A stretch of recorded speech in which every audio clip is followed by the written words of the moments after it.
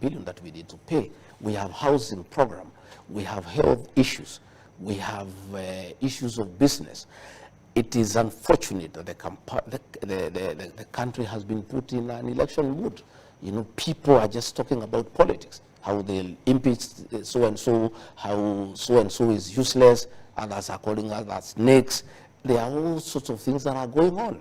It's really upon the President of the Republic of Kenya, who is also our party leader, to put his house in order. What responsibility do you take for what's going on?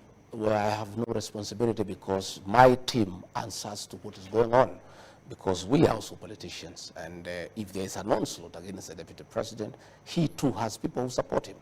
If you abuse him in meetings, the team that supports him will also answer. That's what happens, because they cannot just keep quiet. So it's upon our boss, President William Ruto, to call his house to order. Have you spoken to the president? Yes, I've talked to the president several times. And I've asked him to call his house to order. Yeah, he's here to do it, and I trust he'll do it, because the atmosphere we are having, the environment we are having in the country is toxic. Kenyans are very unhappy about what is going on. How can people be meeting possibly at this time to discuss how to impeach a deputy president when the country needs a lot of work to be done, when we have roads that have stalled for years, when we have people who cannot pay hospital bills, when we have challenges of water, when we have issues of a good business environment? How insensitive can we be to the Kenyan public that we can sit to discuss on how to dispose of a deputy president who is in office, when there are very many issues of very great concern to the people of Kenya?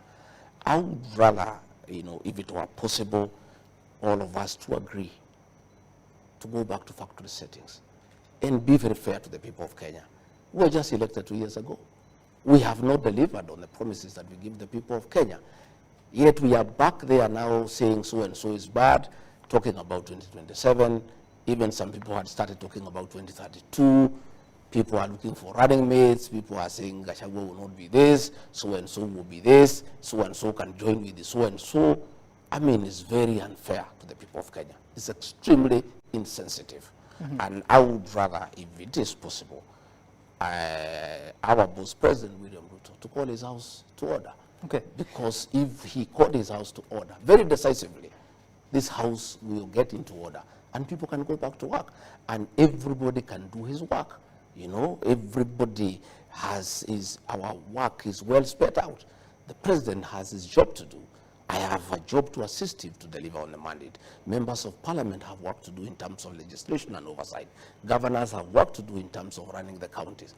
Everybody has work to do. Okay. We have just come from an election. Right. Kenyans are very irritated by what is going on. It's really not fair to the people of Kenya. And Deputy President, you're saying